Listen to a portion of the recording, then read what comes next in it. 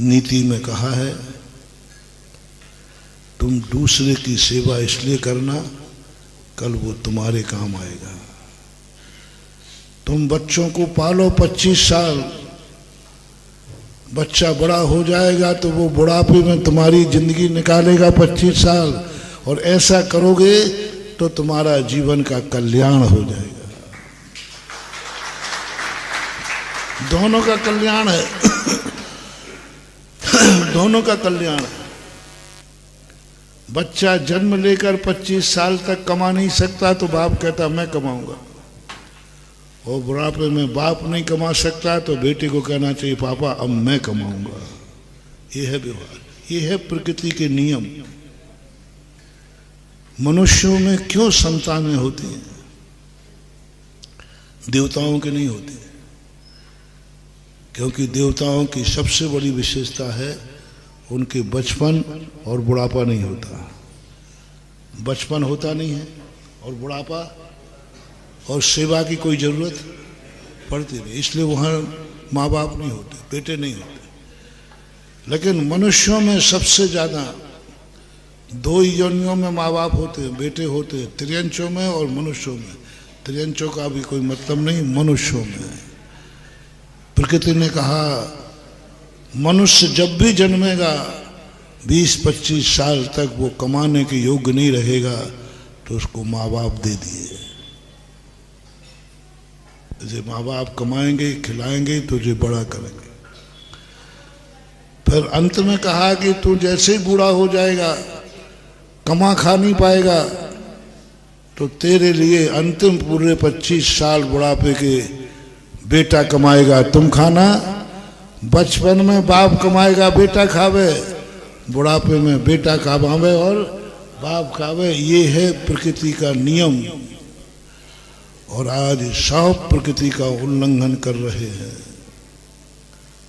90% बेटे बाप की कमाई तो खा रहे हैं, बाप से सेवा तो करा रहे हैं, बाप की गोदी में तो बड़े हो रहे हैं, लेकिन कितने % बेटे हैं जो अपने बाप की सेवा कर रहे हैं?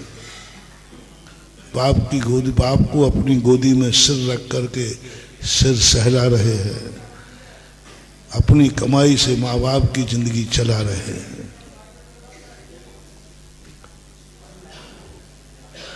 अच्छे बच्चे नहीं, अच्छे तो सर्विस में चले गए, अच्छे तो।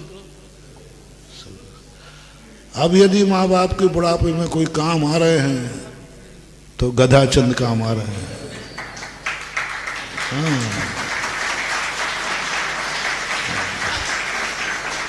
अब घर में कौन सा छोकरा बचो जो चौथी में 4 बार फेल हो, 5वीं में पहुंचे ही नहीं। ऐसे बेटे काम आएंगे बुढ़ापे में, जो ज्यादा पढ़ नहीं पाए, ज्यादा कमा नहीं पाए, ज्यादा योग्य नहीं बन पाए, तो वे ही काम आएंगे।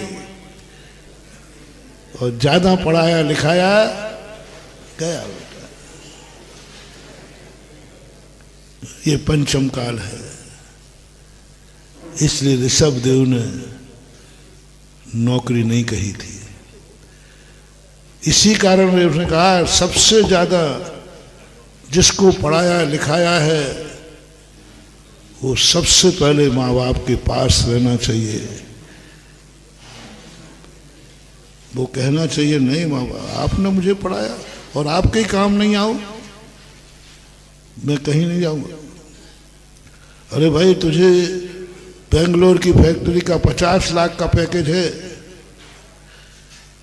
तो कहेगा 50 लाख के पैकेज के योग्य किसने बनाया? आपने।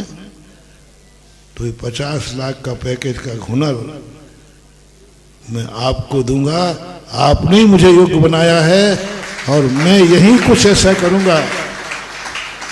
यही उन कंपनी वालों ने मुझे योग्य नहीं बनाया है, उन्होंने पढ़ाया लिखा नहीं, आपने पढ़ाया। मैं यही कुछ ऐसा करूंगा कि 50 लाख के भले ना मिले, लेकिन 25 लाख में मैं माँ बाप के साथ रहूंगा, मेरी शक्ति मेरा हुनर इनको दूंगा। क्योंकि उन्होंने मुझे जन्म दिया, पाला। कोई नहीं सोचता, कोई विचार नहीं करता, कोई विचार नहीं कर रहा। यही धर्म क्षेत्र में है। आपको जैसे मैं समृद्ध हो जाओ, अमीर हो जाओ, तुम तुरंत बोलो पारसनाथ बहुत अच्छे हैं कि नहीं? अच्छे हैं कि बहुत अच्छे हैं? हाँ, गाओ भजन, हे पारसनाथ तुम हमें प्राणों से प्यारे हो। हाँ, भगवान से हमने पूछा, भगवान ये सही बोल रहा है कि नहीं? बोले पा कर लिए। हम तो बातों में आ जाएंगे, हम तो बहुत जल्दी आ जाते हैं। हम साधु महाराज लोग बहुत सीधे साधे होते हैं, आपकी बातों में इतने जल्दी आ जाते हैं, तुमने रोया नहीं और हम पिघले नहीं, और इतने जल्दी आ जाते, इतने जल्दी आ जाते। तुमने कह दिया महाराज जी मन शुद्धि, वचन शुद्धि, काया शुद्धि, आहार जल शुद्ध, हमने मान लिया, हो बेटा सब शुद्ध। कितने सरल होते महाराज। लेकिन भगवान कहते बेटा ये क्या कह रहे हैं? ये कह रहे हैं पारसनाथ हमें प्राणों से प्यारे हैं, अभी हाल इसके पास समृद्धि आ जाने दो, थोड़ा इसके पास 10-20 करोड़ रुपया आ जाए और फिर कहे कि भगवान आपकी मेहनत से, आपके आशीर्वाद से मैं अमीर हुआ हूं, आपको छोड़ के नहीं जाऊंगा, वो अमीरी मैं तेरे चरणों में भोगूंगा, क्योंकि तूने बनाया है, तूने मुझे बनाया है, तेरी कृपा से मैं बना हूं, तेरा आशीर्वाद। यदि सच्ची लगन है कि जो कुछ भी तुम्हारे पास है पारसनाथ बाबा का है, बोलो ये मौका सोचोगे भगवान आपने इस योग बनाया है? मेरे पास क्या था?